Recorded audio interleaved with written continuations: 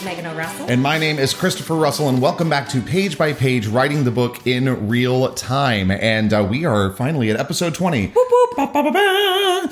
Okay, so what has happened since we were last on here? Do you recall? What has happened? Time has no meaning. I mean, right now we're in like the Christmas market season. Yeah, we are. So yeah, we've had family in town. My mom came for her yearly birthday / holiday visit. And then we had some Christmas markets and writing and painting. We posted the actually, no, that was last week we accomplished painting. Yeah, but we hadn't accomplished the other wall.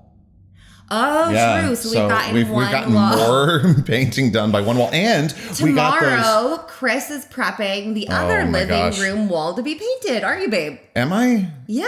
Oh, I thought I was focusing on the sink. No, it's just those 3 little spots.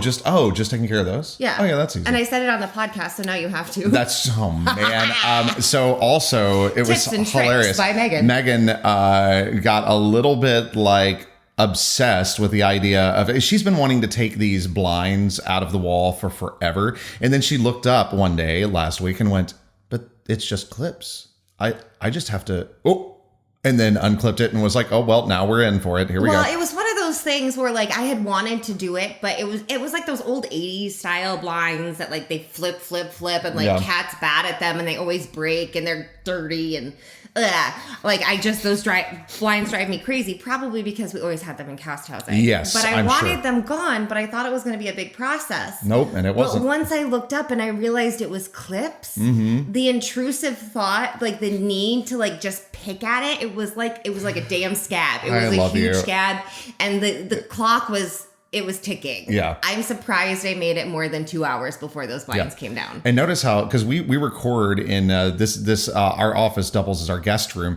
And do you notice how the difference in resonance in this room now that we've gotten all the boxes out of here? This is hilarious. So if it sounds a little funky, I think that the EQing will take out most of it, but that's why. So before we get into it today, I wanted to introduce the beer of the week, which is the Voodoo Ranger IPA. Yes, that's right. We're still on IPAs because Megan is still taking medicine that she cannot have much to drink. So I get to pick the beers. I love that you gave me, is this a yogurt cup? It's a yogurt cup. It's clean. He gave me mine in a little glass yogurt cup. I did. Classy, folks. So, and I think that I said this. It's Voodoo Ranger IPA from New Belgium Brewing. I don't believe New Belgium is technically craft brewing. I think that they're a part of the larger conglomerate. But you know what? It's good. So cheers. Cheers. Isn't that so refreshing, honey? As far as IPAs go, I don't hate this. Okay. I could actually, if there were pizza involved.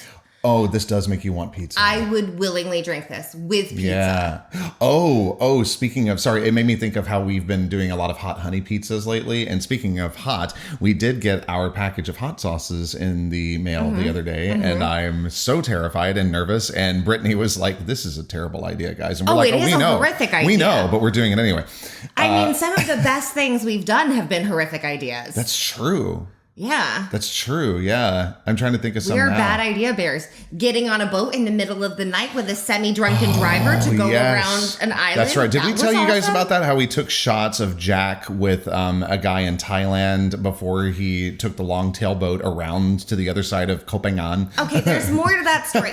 So we got there late. We missed the boat. I feel like we might have talked about this. There were no more boats. So it was either sleep with the vipers. No, cobras. Sleep with the cobras or take the drunk guy boat. And I didn't want cobras, so we voted with die at sea instead, because at least we can swim. But it was great. We had a great time. Now I'm actually wondering, is viper a specific type of snake, or do vipers encompass a broad range? Now I'm curious because I'm like, maybe a cobra is a viper. I don't know. Hepatologist is snake herpetologist. I think it's herpetologist. If anyone's I don't know. A snake person, let us know because I don't know anything about snakes. Yeah, because not herpetologist. Yes. Herbologist. Oh my God. All right, so we're quickly derailing. So why don't you give us our last time on? Do you forget that this segment exists? Because you look at me and in your eyes is, please don't make me do this. Well, because we were just talking about snakes and now I'm like, and now you're like, the spotlight. I've had it with these motherfucking snakes. But the spotlight just suddenly flicks on me and I get the little deer in the It's not a spotlight, it's a ring light. Stop being dramatic. So, previously on Sketchbook of a Wayward Seer. Cue music. Ella Day visited Widow Tomic's house where she realized that there was no way in fuck Clara was living happily somewhere, thereby making her decision for what she was going to do with the Violet drama. Mm-hmm. She is then taken to her surprise party by Paige and Jason. After she goes to a cookout. Yes, with Paige's family and Jason. Jason's part of Paige's family. Jason's just there. Yeah. Jason, like, he's been adopted by Paige's family. I had friends like that, yeah. Like, he's Sorry to interrupt. Yeah, well, I mean, his house is a cafe. His dad's always busy, so of course he's at Paige's house. Yeah. Like, what else is he gonna do? Yeah, true. But that's not important. Okay, so back to the previously on Sketchbook of a Wayward Seer. No, you don't get the music a second time. Ding, ding, ding. Okay. So, yes. So Ella has been taken to her surprise party in the woods by Paige and Jason. And the surprise party is while she is running up to the deadline to give Violet her answer. Will she help Violet find Clara? Or will she risk Violet exposing her as supernatural to the Laurelville community? Yeah. Yeah. Yeah, good. Well done. Well done. I feel like that was a good one. I think it was a good one. Cheers. Here, cheers. But I didn't get a second. Let's You're not going to have inserted a second. I'll insert a second. Yes, I'll do it. Thanks. It's not going to be different theme music, but you can just put like a little clip in. I'll put a little clip in. I love that people are going to hear this after the clip is in. They're going to hear me convincing you to put the clip in. It's so true. Yeah, you're right. Because I mentioned this before, but like it's not like I press a button while we're doing this because this isn't live. I'm sure that I could figure out ways to do that to make it go through the sound system and everything, but that sounds like a headache. So I do it in post. Will you do it? Will you do? But you already know if it happened because it's already there. Won't you? Will you? Won't you? Wow, it's like they're Clara. They know the future. Wait, Clara. You just said Clara knows the future.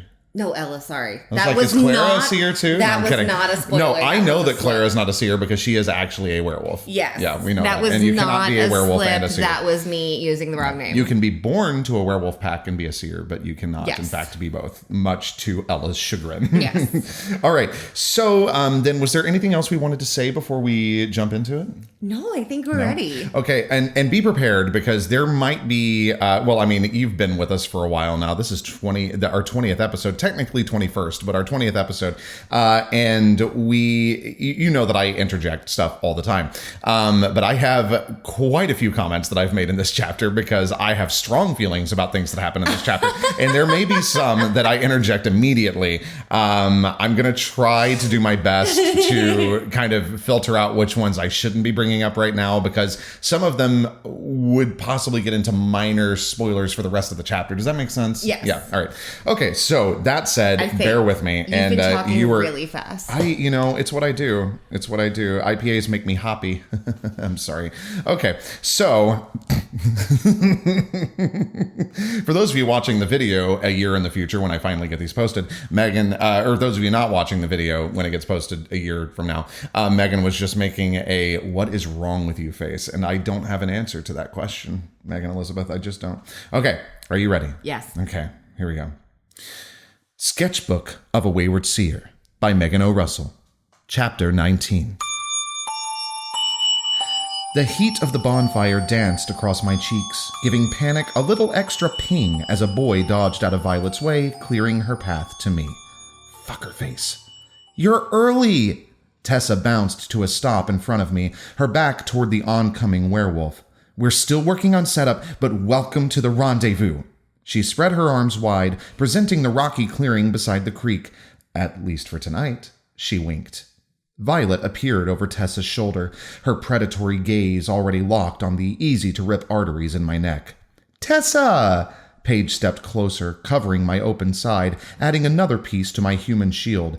Doesn't this fire seem a little big for tonight? The ground's wet, we're clear of the trees, I have my dad's portable fire pump by the creek, and I remembered the hose. Tessa counted off on her fingers. But it'll be more fun with a smaller fire. Paige gave Tessa a too tight smile. What? Tessa said. Not everyone's a fan of big fires, Tessa. Paige's words sank a sharp weight into my gut. She'd seen me freak out over the fire at school. I couldn't blame Paige for not wanting to deal with that shit again. Jason planted himself just behind my shoulder, completing my shield. Let's just not feed the flames for a while. Fuck the flames. Werewolves are tonight's drama. What good is a bonfire if you don't feed it? I forced my lips into a teasing smile, furrowing my brow like I hadn't understood Paige was talking about me. Tessa gave Paige a satisfied smirk. You can't have a party in the cold, in the woods, without a bonfire. 3 kegs of beer? Jason dove in before Paige could reply. Nice. And food should be rolling in any minute, Tessa said. You're going to have so much fun tonight. Thank you. I reached for Tessa's hand. She waved my gratitude away. You should see what I can pull off in the summer. Something behind Paige caught Tessa's eye. I followed her gaze. Andre and Sydney entered the clearing, wearing headlamps, carrying a litter of food between them. Oh, perfect. Tessa gave a little bounce and bounded away, heading for Sydney and Andre, creating a fatal breach in my shield. Violet fucking grinned as she stepped closer. My heart gave an extra hard thump, knocking against my ribs like my body's little reminder that accepting doom as inevitable doesn't make that shit hurt any less. Violet tipped her chin down just a touch, a smaller movement than most would notice, an absolute threat to anyone who'd spent time around werewolves on the verge of attack. So, what do you think? Paige threaded her arm through mine, angling her shoulders in a less than subtle attempt to block the werewolf. Shit. If it's too much... Paige chewed her lips together. It's amazing. I pulled Paige into a hug, hiding my face from her and Jason as I met Violet's eyes and mouthed, Not now. Paige hugged back hard. I'm so glad. Violet's grin grew. All hail Paxman the Planner. The heat of anger joined the warmth of the flames on my cheeks as I let go of Paige, a broken nose suddenly feeling like a totally acceptable price for telling Violet to fuck off. Doesn't Paige plan some of the events your band gets to play for? Jason beat me to it. Are you not at a party Paige planned? Paige is amazing, and an endorsement from an archer is enough for... man. You were doing so well. I was doing so well. That was 2.5 pages. Okay, great. An endorsement from an archer is enough for me to loathe anything, Violet said. Fuck. Shit. The fuck is that supposed to mean? Paige rounded on Violet. I grabbed Paige's hand, yanking her behind me. Her fingers matched the chill of mine, but still a streak of freezing pain shot up my arm, flaring into my chest, turning my lungs to stone as the scene around Paige melted away. A wall of photos replaced the angry werewolf and the Rendezvous banner. I'd seen that wall before, this moment before, but something wasn't right. The page in front of me reached out, pulling a picture off the wall, leaving a hole in the web of photos, strings, names, and notes. She flicked open a lighter, her face calm, cold, as she touched the flame to the corner of the photo. I tried to lean forward, needing to see whose picture deserved fire, but the face had already burned away. The wall. Ella, look at the wall. Everything swayed as I tried to focus my eyes on the photos on the wall. Ella, look at the wall! Too many faces, too many words. Iron wrapped around my waist, adding pressure below my stone lungs. No air. No air. Spots danced in front of me, growing, devouring Paige and her pictures. Wrong? The end of Jason's question slashed into my mind. Breathe, Ella. Fucking breathe, Ella. Breathe, you fuck! I managed to drag enough air into my lungs to cough out, sorry, dizzy. The iron around my waist tightened as the clearing reclaimed my vision.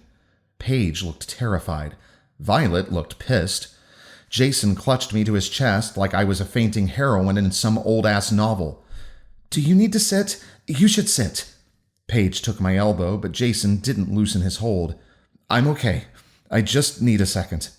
I tried to ease away from Jason, but he wouldn't let go. How the fuck bad did you look? It's a weird ear thing. I went for an embarrassed wince. I probably need antibiotics again or something. One arm still tight around me, Jason put his fingers under my chin, tipping my face up toward his. He studied my eyes. Not like he was searching for lies, more like he was using my pupils as some part of a first aid diagnostic. Let him be a worried human, Ella. Really, I laid my hand on Jason's chest. I'm okay.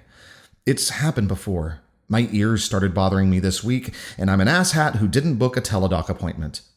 Are you sure that's all it is? Violet furrowed her brow, frowning in an almost believable performance of concern. It was like you weren't even really here with us anymore. Like you were seeing something else.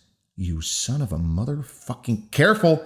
Jason grabbed me by the arm, steadying me like he'd taken my shoving him in the chest hard enough to send him stumbling back as another ear episode, rather than me getting ready to launch myself at a fucking wolf's throat. Lucky for me, that moment of misplaced concern was enough to make me remember my bloody death wasn't an ideal way to end the party. Is there anything we can do to help? Paige held her hands out, ready to catch me. Do you need a doctor? Why don't I take you to sit someplace quiet for a minute? Violet said. Paige snapped her head toward Violet with a terrifying, for a human, glare. Jason and I have got this. You can leave. Faux concern melted away as Violet's lips curved up in a vicious grin. Afraid of losing your new toy, Paxman? Violet, Jason started. I'm totally fine, guys! The words came out with painfully fake cheer. Do you think the kegs are ready? Paige didn't break her glare off with the fucking werewolf. Jason can walk you over. He doesn't have to do that, but if a keg's not ready, he can tap one for you, Paige said. 1, I can tap a damn keg myself. 2, Paige, fucking stay where people can see you, because Violet's going to fucking kill you. Before I could find a way to blend the two thoughts into something I could safely say, Paige gave Violet a little wave and turned to plant her back toward the fucking werewolf again. Do you think a snack would help? Paige asked. I mean, I can't imagine you being hungry after the dinner you and Jason had with my family. Violet coughed a laugh. If you and Jason, Paige overemphasized the you and Jason part again, want to grab a beer, I'll catch up in a few minutes. As the host of this party, it's my job to make sure no one fucks up the fun. Enjoy! There we go. Paige bowed Jason and me toward the kegs, her extended arm blocking Violet like a velvet rope. Oh my God. Sorry. I'll just go ahead and say this now. That's hilarious. And I didn't catch that before. The fact that, I didn't catch the fact that you were using velvet rope to contrast between blocking a werewolf. The fact that you're doing nothing, Paige. Is that what you meant to do there? That's awesome. Okay, sorry. It's like a cursory. Please stay back. It's not doing shit. A velvet rope doesn't do shit. No, it's true. It keeps polite people back. It's not even made of metal. You can it's kind of like my father used to say, is locks are there to keep honest people out. I mean, no. Locks will do some good. A velvet rope. True. Yeah, a velvet rope is nothing. No. Especially to a werewolf. Okay, cool. Moving on. Violet spoke before we'd made it 3 steps. Don't wander too far from the fire, Ella. Get lost in the woods, and Archer will be too much of a cowardly shit to bother looking for you. For fuck's sake, Violet, Paige shouted. Still grinning, Violet abandoned Paige to her rage and headed for a cluster of students I recognized from the pizza party in the music room. Paige glared after Violet, lips flattened into a line, hands balled into fists. You're still breathing, Paige. Take the fucking win. Ella. Jason placed his hand on the back of my waist, the touch dulled by the thick layers of my coat and sweater. Beer time? My words wobbled, caught on the tension in my throat, born of the need to scream, what the fuck do you think a human sheriff could do to help Clara that she couldn't have done to save herself? Jason kept right beside me as we walked, one hand still on my back, the other held out a little in front of him, like he was still ready to catch me. 2 people, Carter, and I couldn't remember the other one's name, but they were at the finger painting party, had beat us to the kegs. Welcome to Laureldale! Unknown name raised their good old red plastic cup. Welcome, Ella. Carter raised her cup too, sloshing beer onto her white knit glove. Shit. Welcome to your first rendezvous. Carter hurried around the keg, holding her cup to the side as she pulled me into a one-armed hug. Don't do it. Don't you fucking do it, I warned my own mind. Make sure you don't end up missing all the rides back out. Carter let go. My mind stayed in the present. Have so much fun. Carter jumped back into her conversation with Unknown as they drifted toward the fire. Jason stepped away from me, pausing for a moment, like he wanted to make sure I'd stay upright, before grabbing cups from a table popped up beside the trash bag. A hand-painted sign hung on the tree the bag had been tied to. Litter bugs get banned. Below, in smaller letters, it read, AKA litter and I'll find you. Wait, sorry, I should go back, because that's all in Paige's voice, right? I mean... It doesn't matter. Paige and Tessa. Oh, okay. Well, so I can't do dual. All right, great. Love it. AKA litter and I'll find you. I leaned against a non-trash bag tree near the kegs, letting Jason pour for us. Why are people saying rendezvous like it has a special meaning? It does, Jason said.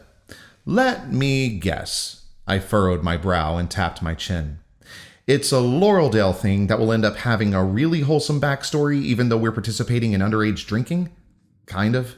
Jason handed me my cup. Okay, I'm going to stop here too. This is something else I didn't insert last night. But did you do the let me guess after two of our best friends' son? No. Okay, because it makes me think of that. Two of our best friends, they were teaching, you can interject here, but they were teaching their son to think about things before he said yes or no, right? Before he said Something no, particularly. Like that. Yeah. So sorry. I know that his dad listens to this, so I'm sorry if I'm getting that wrong. But they got him to going like, "Let me think. I love you." It was the cutest thing. It's the cutest video. So that just made me think of this. Let me guess. No. Okay. All right. Moving on. Sorry. Thank you for coming on that side quest. It's a Laureldale thing that will end up having a really wholesome backstory, even though we're participating in underage drinking? Kind of. Jason handed me my cup. My chilled fingers hated the extra cold. My dad has plenty of stories about parties in the woods when he went to Laureldale High. How about we sit? He added, like he still thought I might drop at any moment. You just freaked him out, Ella. Let him feel good about helping Ella. That would be great. I let him put his hand behind my waist again as he steered me to a cluster of crates placed just far enough from the bonfire to warm my face. I sipped my beer. The taste of sock drawer potpourri flooded my mouth. Okay, in this one I will also pause again. I wrote in the comments, get the literal fuck out, because that is exactly how Megan describes IPAs. And I love that we had talked to, no, don't actually leave. Come back. Come back. Commit to the bit. But I love that we talked last week about it possibly being a PBR, but no.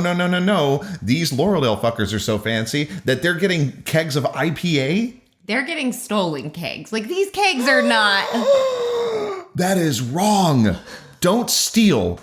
I mean, by steal, I mean, like, back alley, like... transaction. This is missing. So what would people not mind if it's missing? No, actually, no. IPA. Incorrect. IPA, up until recently, I think that sours might have out-eked IPAs, but IPAs for a very long time were the most popular beer in America. So that is incorrect. That would absolutely be missed. People in Laureldale have good taste in beer and don't want sock drawer beer. The thing is, I'm not saying it's all IPAs. I'm saying that this is specifically sock drawer beer. So it is a sock drawer IPA that they back alleyed out of a warehouse. Please tell me that it's at least like maybe a little bit skunky at this point. No. Oh, man. How dare you? Paige Paxman is not allowed at a party. How dare you throw such shade at my IPAs? I mean, I'll admit that Belgians are way, way better, but you're not going to get that to kids, especially because they're really high ABVs. But so are IPAs. IPAs can be. Not all of them. No, not all of them are. But this is the cheap shit. Okay, all right. So where we used to live in Lancaster, I've never seen Lancaster. There was this warehouse where it would literally be extra beer that they didn't know what to do with it, or really like it was over ordered. Oh yeah, it's called Kirchner's shipment, so there was too much of it. Yeah, and they'd have like extra kegs because another one came. Yeah. With the shipment. So in my head, that is kind of where they're going. Yeah. To this place where there's just like extra shit and someone who doesn't check IDs. So then they go, missing and someone's pocket gets fatter. Do I have a second? Yeah, I do. So I'm going to just give you really, really quick, brief history on, and I mean very brief, like less than a minute, on IPAs. So you know how dare you? You know how the English, those of us who are descended from like Western Europeans enjoy black tea, right? Mm-hmm. And you know why that is. We learned about that, right? Because the cheap. Because it was at the bottom, exactly. Green leaves were at the top, and then the darker leaves were at the bottom. Which is why Irish tea is even darker. Mm-hmm. Yeah. So it's similar with IPAs. People developed a taste for IPAs because in order to preserve beer for the long trip, you had to add extra hops to it, thus giving you that more bitter taste. And we developed a taste for it. And that's why people like IPAs so much. So there you go. So IPAs, not bad. Historically incorrect. How dare you? Okay, moving on. I love how I'm stating opinion as fact. We do that a lot in this country, don't we? Okay. You do that a lot on a daily basis. That's accurate. I am very much a stereotypical guy when it comes to that, and I apologize. Okay. I sipped my beer. The taste of sock drawer potpourri flooded my mouth. Jason rubbed his thumb along the ridges on the side of his cup. I raised mine. Cheers to Laureldale Woods parties. Cheers. We clinked plastic and drank. More flashlight beams appeared on the trail leading from the road. I pulled my coat sleeves down over my hands, using the fabric to hold my cup. Oh, right, rendezvous. The words sprang from Jason, like the few seconds of sitting quietly had been too much for him. By the way, I take umbrage with that because that 100% describes me. Okay. We actually have Tessa to thank for the new Woods party system. There's a system? Noah arrived in the clearing, mud on his hands and knees. What did you do? Paige strode toward him, hands on hips, frown in place. What does it look like I did, Paige? Noah said. Crawled to daddy? Some asshat from the poker game in the gym said. Shut the fuck up, Bobby, or you'll be the one in the mud. Paige didn't even glance asshat Bobby's way. Asshat Bobby. Asshat Bobby. I locked his name into my brain. Jason angled toward me, like it took actual effort not to jump up and give Bobby a full-body mud bath. I nudged my toe against Jason's foot. What did Tessa do for the new party system? Right. He scrunched his eyes closed and shook his head, like he was flinging his thoughts of pummeling asshat Bobby aside. He opened his eyes, keeping his gaze fixed on me. Before I go into this next dialogue, can you remind me, or wait, I'll come back to... There we go. When my dad and Tessa's dad were teenagers, they'd rotate between a couple of party spots to keep from getting busted. Tessa heard a couple stories from her dad about people going to the wrong place and not being able to find the party. Once, Chief Everhart got so lost he had to sleep up in a tree hiding from a wolf. That's fucking bad. I matched Jason's almost laugh. Then the classes a few years above us kept getting their parties busted since they were using the same two spots all the time and leaving enough trash behind to piss people off. So freshman year, Tessa created the Rendezvous system. Party locations are scouted in advance, details are given to her by whoever is in charge of setup and teardown, then, day of, the GPS coordinates get blasted to all invited attendees who maintain good standing in the system. You said this was Tessa, not Paige? By now, my tongue had grown used to the sock taste, leaving my next sip as something closer to flower water. Also, we have decided that I have decided we're testing this theory with Megan when she can actually imbibe again. Because I want to know if that's true, as someone who doesn't like IPAs. Tessa had the idea for the GPS and invitee system. Paige pounced on Tessa with the setup and cleanup assignments. Jason laughed again, but the sound came out a little too stiff. There were actual negotiations for that one. That makes sense. That makes more... for Pete's sake. That makes more sense. There we go. Good job, Christopher. I smiled, but didn't join in the laughing, afraid that whatever had Jason's leg bouncing and jaw tensing with an awkward nervousness he hadn't had when I'd been puking behind the school meant the rendezvous negotiations were actually a battle of wills, and my laughing could summon the ghost of grudges past to make me listen to the whole story. The seniors and sophomores have jumped on the system too. Tech geeks for the party win. He raised his cup. We clinked plastic again and fell back into silence. Did I hear someone say geek? Sydney said, about 20 seconds too late for it to not be weird. I turned over my shoulder, looking toward Sydney's voice just in time to catch her shooting a just fucking go with it kind of glare at Andre. Speak geek and I appear. Andre sat on a crate just close enough to Jason and me to be in the same grouping. Jason was telling me about the rendezvous system Tessa created, I said. It's great, right? Sydney moved a crate closer to Jason and me, bridging the gap to Andre, leaving us sitting in a weird L shape with Andre and Sydney on Jason's side, and me at the... Nope. Sydney moved a crate closer to Jason and me, bridging the gap to Andre, leaving us sitting in a weird L shape with Andre and Sydney on Jason's side, and me as the stumpy bottom leg. Unless you're not into wandering around the woods at night, hoping your phone GPS doesn't get confused, Andre said. Once... Sydney flicked his arm. We got lost once. Cell reception can get spotty around Laureldale. Jason leaned toward me, speaking in a faux whisper. And if you can't see the peaks through the trees... I was not the only one to get lost that night. Sydney flicked Jason's arm. And once I admitted we were lost, how much help were you finding our way out, Andre? None at all. The way Andre smiled at Sydney, almost like a normal smile, but with an extra radiating force that seemed like it should glow with power and, through sheer force of will, stretch his soul beyond his body to protect Sydney, to hold her, to feel whole only with her beside him. That's how I'd catch my parents looking at each other. In the rare quiet moments, at least. The radiance was easier to see in Andre's eyes. Newer, maybe, less tainted by trauma and fear. At least Mom and Dad died together. At least I never had to watch them grieve. Sour, brewed by pure fucking selfishness, vaulted up into my throat. I gulped down more sock beer. Ella, do you actually enjoy the outdoors, or did Paige and Jason just march you into the woods? Andre asked. Honesty is occasionally an option, Ella. I love being outside. I didn't fight as the corners of my lips rose. Got it from my parents. The usual group shudder at their mention only lasted a second. Did you do a lot of camping? Sydney's voice sounded tight and too bright. At least once a month, I said. Too much honesty, Ella. We did a lot of hiking, too. And bouldering, I said. There's some amazing hiking around here. Sydney's voice switched from tight in a nervous way to tight in an excited way. Jason knows where all the best trails are. Jason's whole frame went rigid. I hoped remembered pain from the slash across his back hadn't seared through the raised scar. Better for him to be fighting the urge to run from Sydney's expectant gaze. You can make a map for her, right, Jason? Sydney gave him the same glare she'd given Andre. Jason managed to nod before speaking. Yeah, no problem. Thanks, I said. Music banged into being, pumped from an orange speaker that had been added to the keg corner.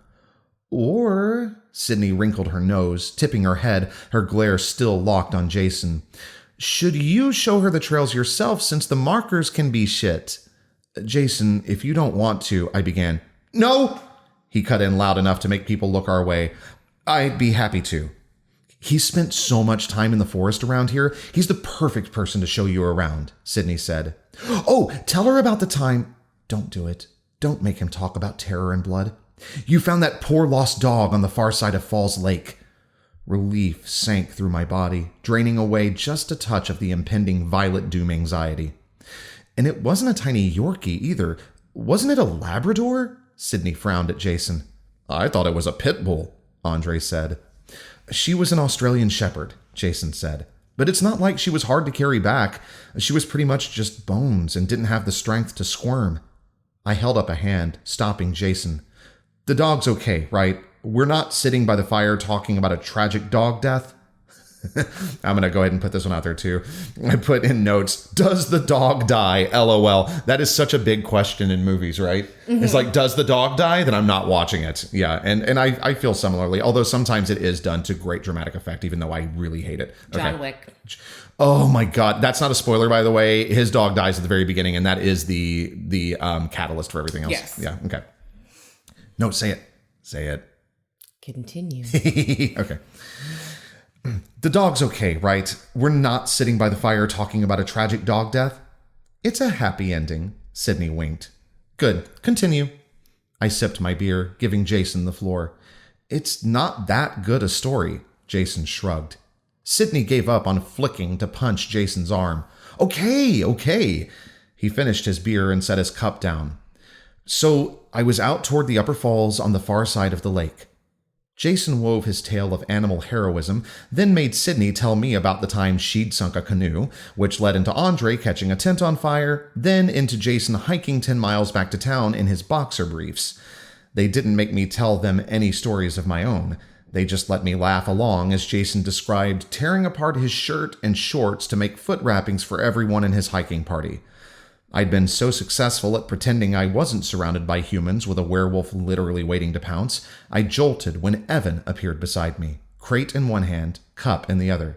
Okay, Sydney laughed, waving for Jason to keep talking. You're leaving out the part where you were the one who lost all our boots over the falls. Sorry to interrupt, Evan said as Jason said, I slipped. Evan smiled. A pinch twisted in my chest. I wanted to draw the shadows the fire cast on his face, turning a human into something gothic and beautiful. I hadn't wanted to draw anything for, 5 months? 6? Do you mind if I join? Evan asked. Of course not, Andre answered for the group. Thanks. Evan sat facing us, changing the way the light played across his face. The twist tightened as beauty gained new, exquisite angles. Sorry, Jason, Evan said. What were you saying about slipping? It's not important, Jason said. Jason and Andre volunteered to move everything away from the dicks who showed up after us and were getting wasty-faced too close to our stuff, Sydney said. Andre took the clothes, Jason took the boots. I slipped crossing to the far bank, Jason winced. We watched the boots go over the edge of the falls. I sipped my beer, hiding my laugh as Jason's already wind-flushed cheeks burned a deeper red. Are you cold? Evan frowned at me. It took me a second to realize he was looking at how I'd pulled my coat over my hands, leaving me holding my cup like hot chocolate rather than beer. Oh, I'm fine. Take my gloves. Evan set his drink on the ground to pull off his gloves. You don't have to do that, I said, not adding, because if one of us is going to get frostbite, I'll heal faster than you. It's not a problem. Evan leaned close, speaking below the music. I have a pair of fingerless gloves hidden in my pocket. Why hidden? I matched his volume. Because they're what I use to play guitar outside when it's cold. So? Paige specifically banned all instruments from this party. She might take the gloves as a sign of disobedience. I settled for an eyebrow raise since I couldn't figure out if laughing was the right response. I can't let you risk exposing your contraband for my sake. For you, I'll chance it. He laid the gloves on my knee and sat back. Damn, he's good. And then I wrote the note, he really is. I'll get to that next part later. The smile, the perfect hair, working in his playing guitar while being sweet. Thanks. I set my cup down and pulled on his blissfully warm gloves. I'd expected a smoldering gaze as he said, You're welcome. But he just kind of shrugged my thanks away, like sacrificing his comfort to help someone else was the natural order of things. And the shit of it was, it felt genuine. Charming, hot, wickedly full lips, kind. Fuck. Off limits, Ella. Everything okay? Sydney said. Yeah, I said. He's a human. End of story. A mix of guilt and anxiety pressed on my chest, smothering the remnants of the twisting. They're all human. Impossible to trust. Easy to hurt. Babe, I have an idea, Andre said.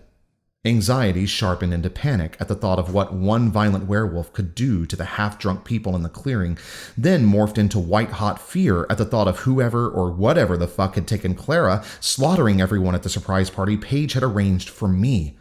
What do you think, Ella? Sydney said. Shit.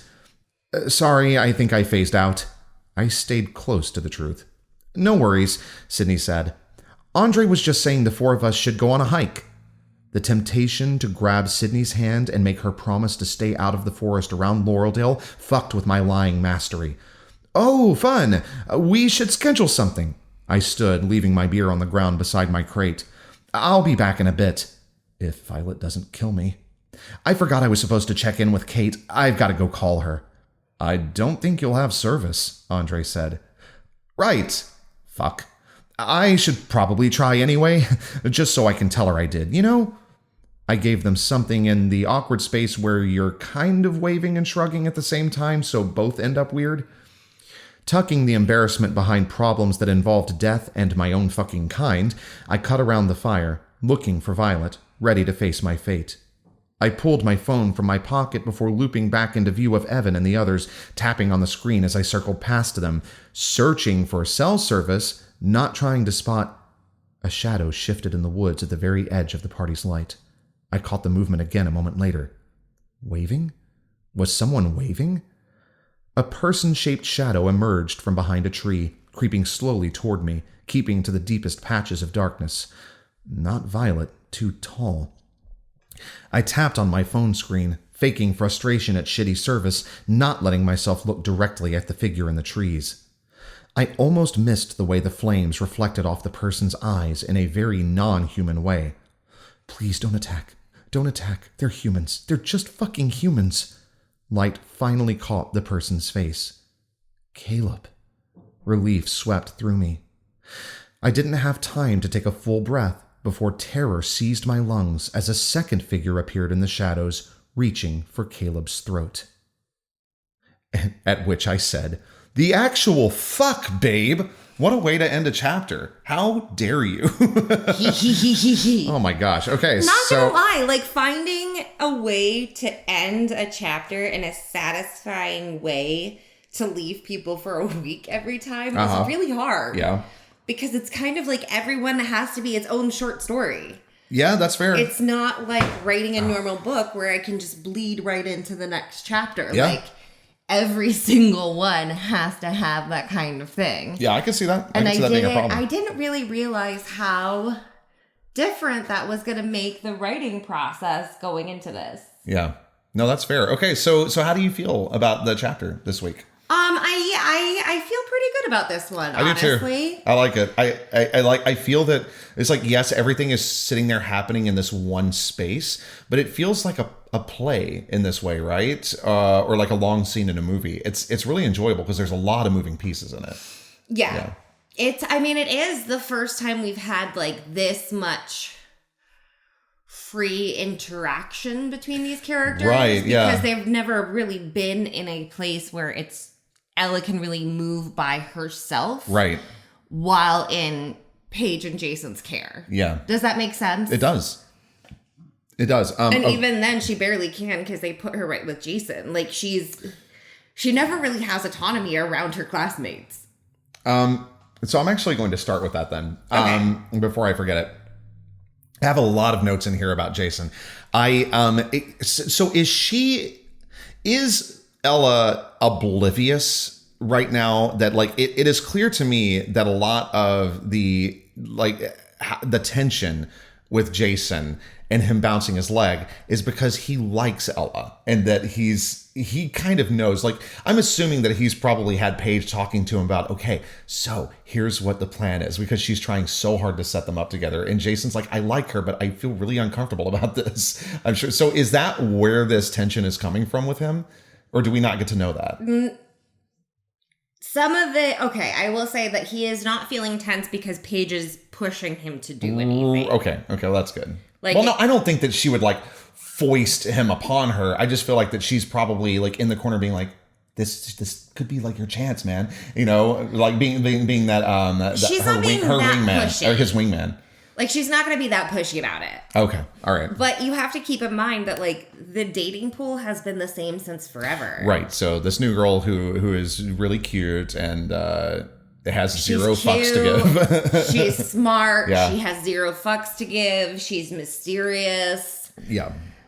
Like, of course, everyone's going to want the new toy. Yeah, right. Because everyone's already dated through everyone else. Ugh, like, all of the other options have been there for years. I don't understand that. Like, even because my class was 200 something, so yeah, I don't get that. Well, and you weren't in school with them from grade school. That's true. I wasn't. The people I went to grade school with, I don't know that I went to high school with any of them. Middle school, yes, but high school, I don't think so. Yeah, these same like 80-ish kids have been together since they were 5. Yeah.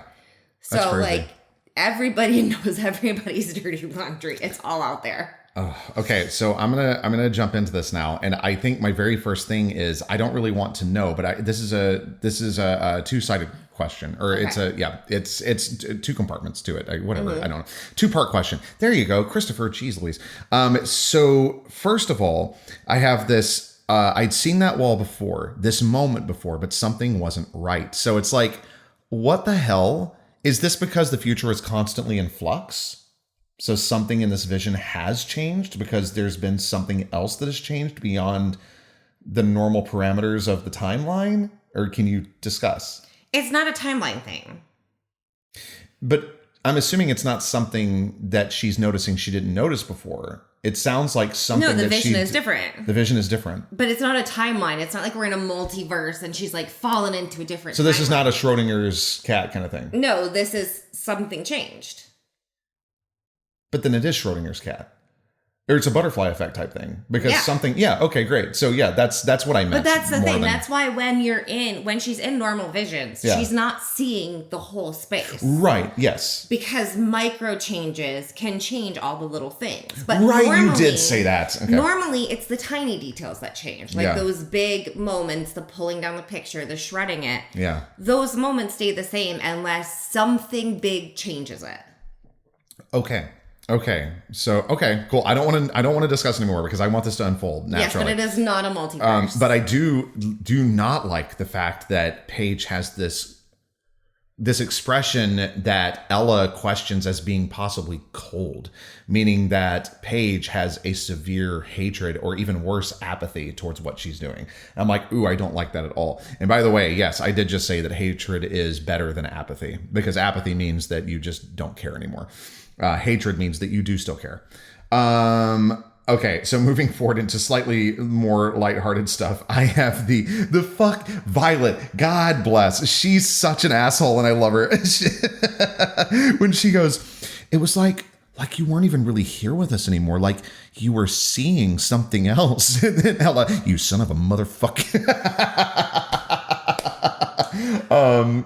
So. Yeah, I don't know that I necessarily want you to say anything about that. It was just an observation, and I was like, "What a bitch!" Thanks, I was proud of that one. It's so good, and I love Ella. You son of a motherfucker! It's just that. I mean, Violet said she'd do it. I know.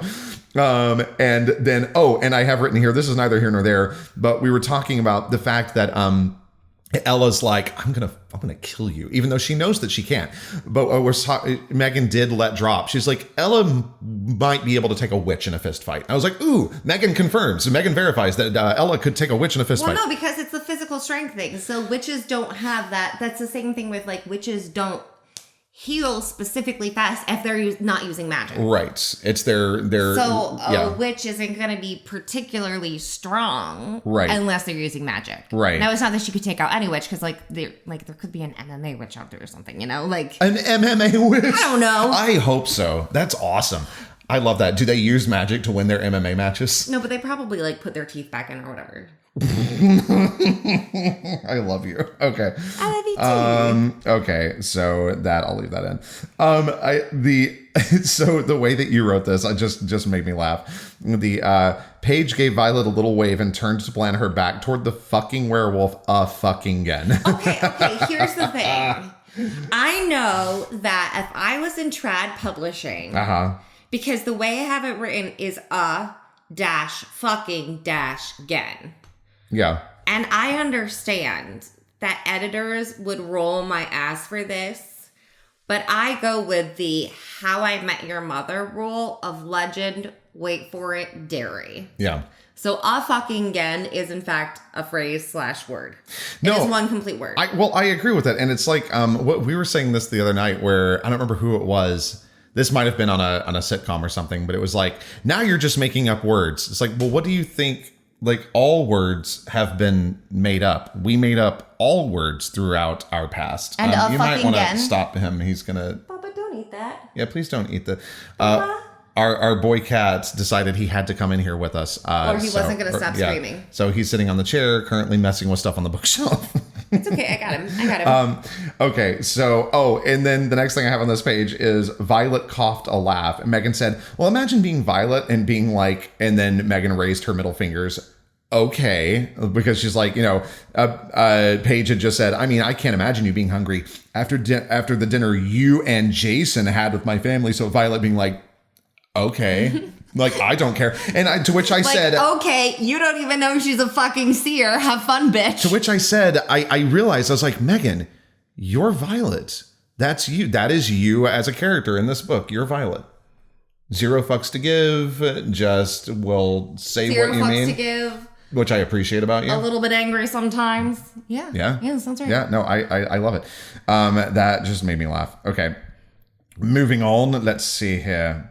Oh, we talked about I said, are these two the unknown name and Carter that she sees at the kegs first? I was like, are they drunk? And Megan's like, I mean, they pre-gamed. Okay, do your original version. Oh, I was like, welcome to Laureldale. No, they're not there. They're at welcome to Laureldale. They're still the happy drunk. Their early night sorority party. Yes. Or frat party. They're not like late night wasty face. They are not slurring. They are overly friendly. Yeah. Like underage drinking is going to happen, but it is dangerous, y'all. So please be careful. We do not endorse this. No, because it's not a fact of like you're kids, you don't understand. It's literally that your brains are not fully formed yet. So be careful. Like when people say this is bad for your brain, it's because it's bad for your brain. But like hello, sir. Please don't knock the mic Bubby, over. can you get off the table? Go on. Get off the table. Thank you. Recording podcasts with cats. And that is why on the picture there's a cat of our sticker. Our new stickers, there's a cat picture. We do have to get shirts made.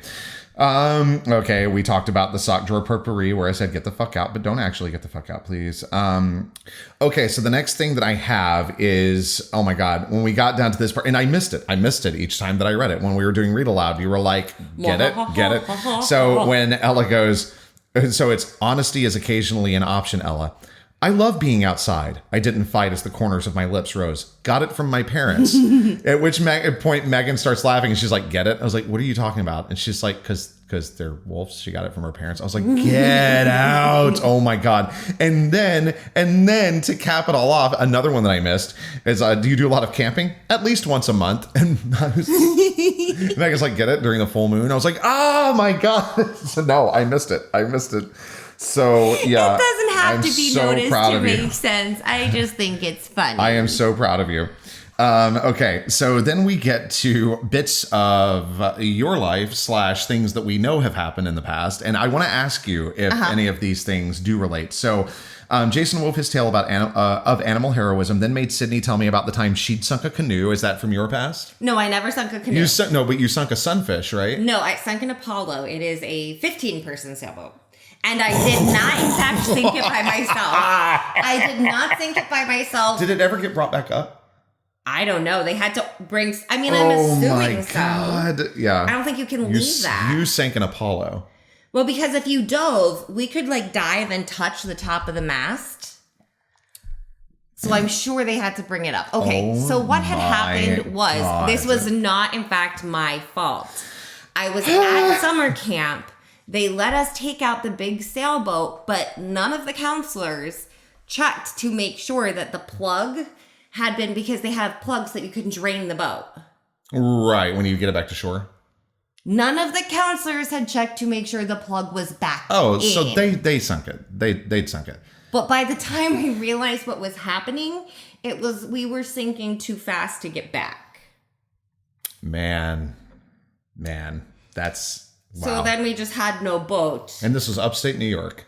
In the Adirondacks, actually. Oh my God. Same place. Yes. So you did not take that from that? You didn't pull any of that from the sunk canoe? I mean, maybe. Sinking boats is funny. I work at the Titanic exhibit, Megan Elizabeth. Okay, sinking small boats when no one gets hurt is funny. Okay, yeah, it does. Okay, and then I have the next thing, Andre catching a tent on fire, which made me immediately think of Harry Karstens, who was the first superintendent of Denali National Park, who did set his tent on fire. Did you take that from that? No, I didn't know he'd set his tent on fire. Yeah, he absolutely did. Yeah, he set his tent on fire. He didn't mean to, but he was sleeping, and was it Charlie McGonigal? Is that his name? I feel one of the other hikers. Yeah, one of the other.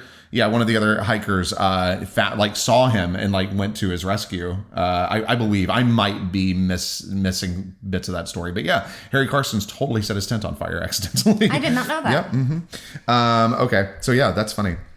It made me think of that. And then the Jason tearing apart his shirt and shorts to make foot wrappings for everyone in his hiking party. So I love that Megan was like, okay, so this is a part where she did actually toss me a line and been like, hey, okay, help me figure this out. I didn't toss you a line. I used you as a sounding board.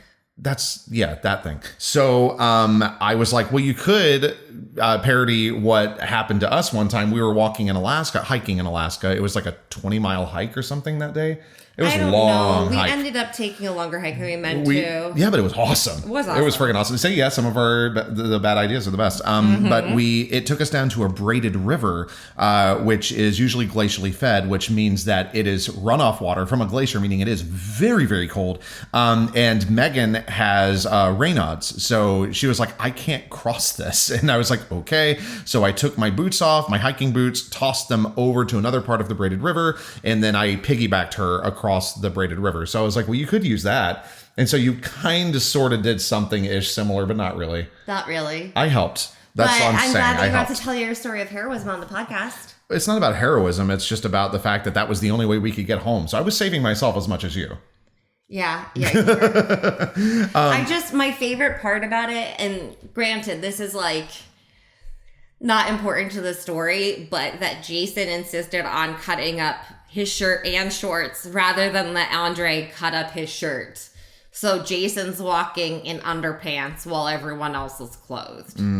Like, this is what brings me joy about this situation. Okay, now moving on to Evan. A pinch twisted in my chest, and I wrote, stupid Ella. Stupid Ella. I hate that you were doing this to us, Megan Elizabeth. I hate it. I hate it so much. Okay, moving on. Because they're what I used to play guitar outside when it's cold. And I literally wrote, fuck off. Because this is absolutely something that I have done. I love how much you're like, this is about me. This whole chapter is about me. Tell me.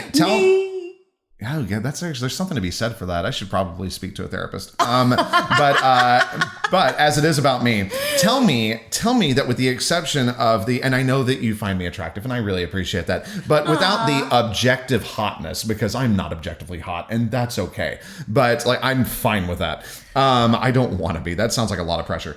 But that a lot of his characteristic mirrors me so much that I hate it. Oh yes, his like Evan schmarm. Yeah, is absolutely your college schmarm. Yeah, which is just makes me sad. So yeah, that part that is absolutely about you. So the rescuing people by tearing apart your clothes, not so much. No, the schmarm. The schmarm is 100% Thank you. And Thank actually you so mocking him for getting banned from playing instruments at the campfire. That one is about you too. Wait, what? Did I get banned? Yes. When? We're gonna play music tonight. Why don't we not bring instruments? Why? I love you so much. Okay, I love you too. I love you so much. And then you're my favorite human. I'm going to tie this off with going back to Jason. And the shit of it was, it felt genuine, charming, hot, wickedly full lips, kind, fuck off, off limits, Ella. He's a human, end of story. And I said, but what about Jason? Why is she so fucking blind? Does she know that he is into her? No. She doesn't know? He's her friend. He's a human. He's a human friend. So she's a guy. I was having this conversation with a guy the other day, and it's like, why are we so stupid when people are flirting? Like, it was actually one of our, I can't say who it is in this podcast, but you know this individual. And he was saying too, he was like, yeah, apparently she was flirting with me the whole time and I had no idea. And this is his now wife. But I was like, that's hilarious because I had that same issue at times. No, I thought it was just a guy thing, honestly. I really did. But you have to think about it. Like, humans are off limits. She's not going to date a human. So she's not even thinking about it. But then why is she thinking about Evan? Oh, because he's hot. Because he's low stakes. Because he's just fun? Yeah, like, he's hot. He's smarmy. Look at that chin. Oh. But Jason's her friend. She's looking for the high school version of a piece. Not looking for it, but like... would consider it. The amount of damage she would do to Jason. So she's not even thinking about it. No, because he's Jason. He's in friend group. He's in don't fucking hurt that territory. She friend zoned him. She didn't friend zone him. She put him in the protected Jason. category. Okay. Like he is on the. I feel like I've heard this. I'm back in high school right now, and I'm having. It's just she understands. Flashbacks. Like she have to lie to him all the time. Sure. It would end badly for everybody. Yeah, that's true. So, like, why Jason has proven to be a really good guy, nice to her friend. Why would she even consider hurting him like that? Yeah. And it's not that she's like, oh, you're just my friend. I could never think of you that way. It's like, no, I'd never fucking do that to you. You're my friend. Okay. It's more of a mercy. But she doesn't necessarily feel that merciful toward Evan. I am not letting go of my hopes for I'm shipping them. Okay. I am shipping them. I said it here on the podcast. I'm shipping them. Okay. All right. Megan's just like, okay, go ahead. All right. So that is actually all that I had. Was there anything else that you wanted to add? Anything that you wanted to say now that what? Just one thing. Okay, go ahead. So for the Barbie people who watched the Barbie movie. Oh my God. Oh my God. One line no, thank you everybody so much for joining us. I feel this has been page by page. A lot of couples. Damn it. It was easy to sort of see like a thing that the Kens did in the movie where you're like, yes. That's legit. Stereotypes are stereotypes for a reason. But the one that Chris's Ken move is when the primary Ken or whatever in the movie is like, come inside so I can play guitar at you.